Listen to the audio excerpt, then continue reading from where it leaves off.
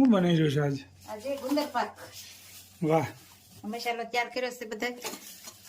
હા હું છે તપેલામાં કર્યું તગાડામાં. તગડામાં ગાયનું ઘી. સરસ મજાનો ભાઈ ગુંદર પાક બની રહ્યો છે. આમાં થોડોક અડદનો લોટ નાખવાનો, થોડોક ભાખરીનો નાખવાનો. પેલા અડદનો શેકવાનો. ગુંદર પાક ગુંદર પાક સરસ મજાનો બનશે. શેનો લોટ છે? આ અડદનો લોટ છે.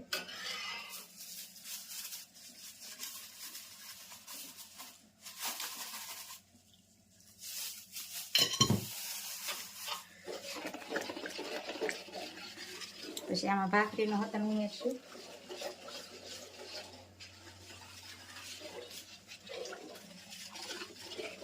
અડદનો લોટ હોય ને એ સારું. ચોખ્ખું ઘી, ગીર ગાયનું મસ્ત ઘી છે હો. First class. ઓહો, ધમાકેદાર. ધમાકેદાર ને ચમકેદાર. અડદનો લોટ રાબડા ઘીમાં શેકી નાખવાનો અને પછી થોડોક ભાખરીનો ઉમેરવાનો. પછી ગુંદ નાખવાનો. આમાં ગુંદ તૈયાર કર્યો છે. આ ગોળ, આ ટોપરું, આ બદામ, આ હૂંટનો ભૂકો ને આ પીપળી મૂળના ગઠોડા. એટલે શિયાળામાં એ સારું. ઘણી જાતની આઈટમ છે. લ્યો, હમ. સરસ મજાનો ભાઈ ગુંદર પાક બની રહ્યો છે. અને શેકાવા દેવાનો થોડીક વાર. પછી ઘઉંનો લોટ ઉમેરવાનો. ભાવતી હોય કોમેન્ટ કરજો. ગુંદર પાક હા, કોમેન્ટ તો બધાની હારી હારી જ આવે છે. અને બધાનો ખૂબ ખૂબ આભાર. બધાને જય સ્વામિનારાયણ, જય શ્રી કૃષ્ણ, જય જીનેન્દ્ર, જય સિયારામ, હર હર ભોલે મહાદેવ ને જય જલારામ બાપા.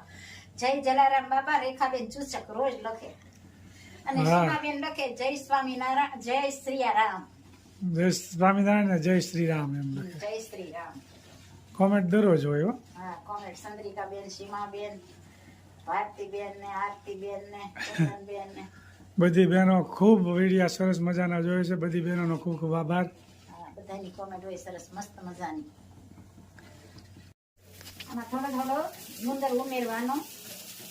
એટલે આમ બરોબર ફૂલીને જાય દડા જેવો મસ્ત. બરોબર. આ તગડિયામાં થોડો થોડો નાખ્યા કરવાનો ગુંદર એમ ને? આ બધો ગુંદર છે કે લોટ હોત ભેગો છે? નહીં ગુંદ હો.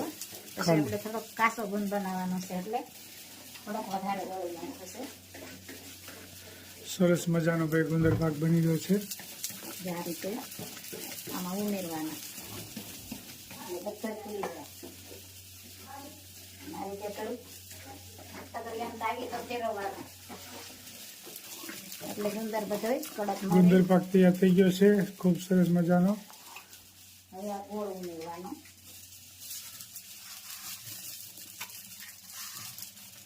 ગળ્યું ભાવતું હોય એ પ્રમાણે.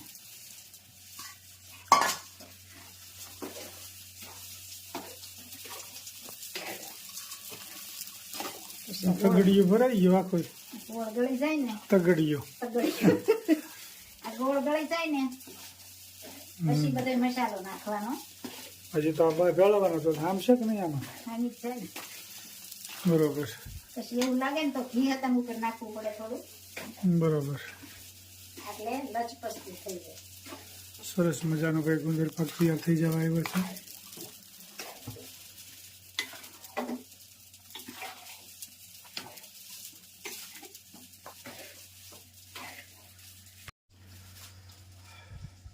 થોડુંક ઘી ઉમેરવાનું એટલે પછી આપણે નાખવું હોય ને બરોબર. ટોપરાનો ભૂકો મસાલો આવશે.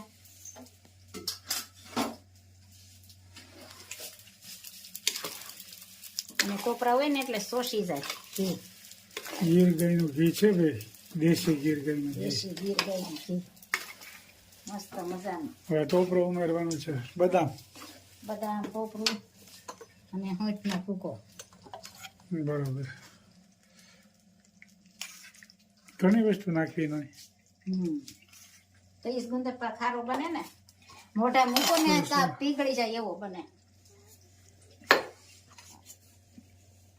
જો આ પીપળી મૂળના ગઠોડા. જેવું પીપળ પીપળી મૂળના ગઠોડા છે. અને આ બદામ અને આ ટોપરું મિક્સ કરવાનું.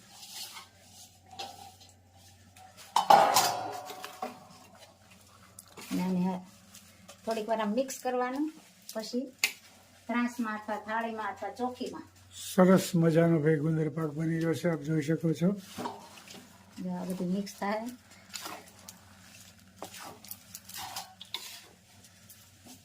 આ રીતે મિક્સ કરવાનું, ચીટાળી દેવાનું.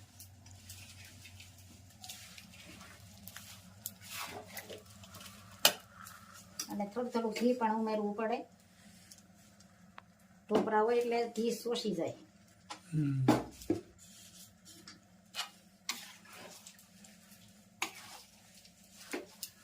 ઘી થોડુંક વધારે હોય ને તો આમ તાવીથો ફેરવવામાં લાગ આવે, બરોબર. નકર નીકળે નહીં આમ તાવીથો.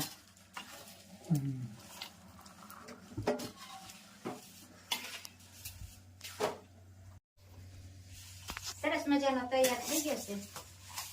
જામ પછી વાટકે દબાઈ દેવાનો એટલે ઉપર મસ્ત મજાનું ઘી હમાયું હોય એટલે સારું લાગે. ગુંદર પાક ભાઈ તૈયાર બની ગયો. પછી તાવીથી અહીંયા આમ શારી બધું કરી નાખવાનું. પછી કાઢવાની, આ નાના મોટા જેવા કરવા હોય એ રીતે સરસ મજાનું તૈયાર થઈ ટુકડા ગયું. કરવાના. આ રીતે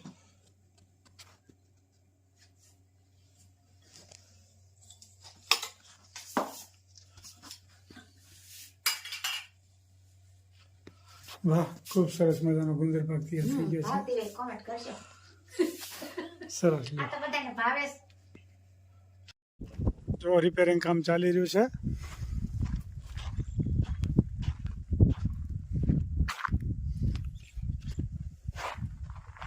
વાડીએ પણ સંડાસ બાથરૂમનું કામ ચાલુ છે. શું કરો છો ભાઈ? વાહ ભાઈ વાહ, સરસ મજાના સંડાસ બાથરૂમનું કામ ચાલી રહ્યું છે. 2 કડિયા કામે લાગી ગયા છે.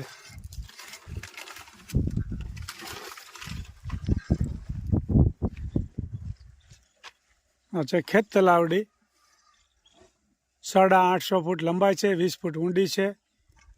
આ કૂવામાં ફક્ત 1 જ કલાક 24 કલાકમાં પાણી હાલતું હતું, એની બદલે અત્યારે 24 કલાક પાણી હાલે છે. તો ખેડૂત ભાઈઓને ખાસ નમ્ર વિનંતી છે કે ખેતરનું પાણી કૂવામાં રિચાર્જ કરાવો તો ખૂબ સરસ મજાનું ફાયદો થાય છે. તો કોઈ ભૂલો નહીં.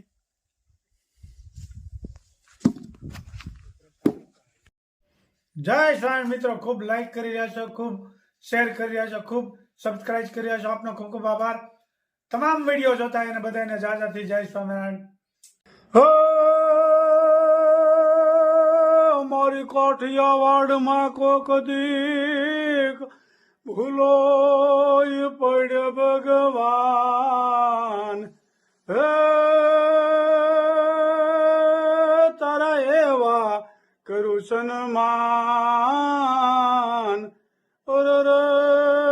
તને સ્વર્ગે બોલાવી દઉં શામળા.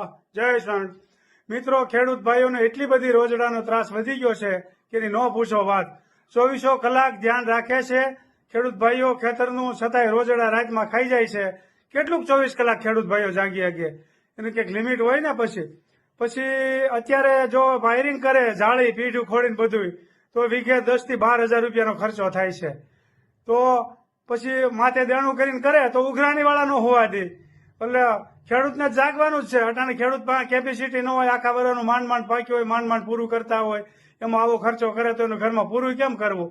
એક તો વરસ નબળા થતા હોય, પછી મજૂરી ખર્ચા બહુ વધી ગયા અને કપાસના ભાવ ઓછા આવે છે.